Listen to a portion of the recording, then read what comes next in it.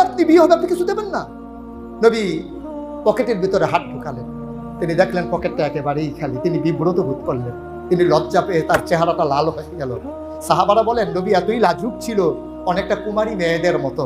কুমারী মেয়েরা যেমন লজ্জা পেলে লাল হয়ে যায়, গায়ের ভিতরে শিহরণ জাগে, ঠিক নবীজি এমনই লাজুক ছিলেন। তিনি কোনো কারণে লজ্জা পেলে সবাই বুঝে ফেলতো নবী লজ্জা পাচ্ছেন। তার কপালের ঘাম জমে যেত, চেহারাটা তার লাল হয়ে যেত, লজ্জায় তার মাথা অবনত হয়ে যেত।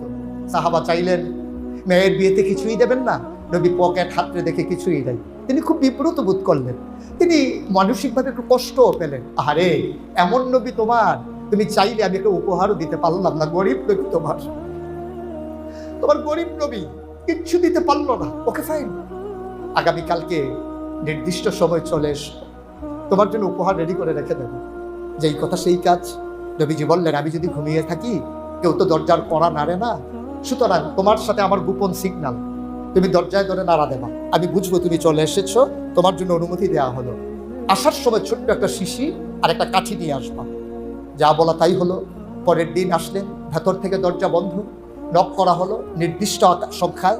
নবীজি দরজা খুলে মুচকি হেসে বললেন, আহলান সাহলান মারহাবা, মোস্ট ওয়েলকাম, আমার ভুবনে তোমাকে স্বাগত। সুবহানাল্লাহ বললেন।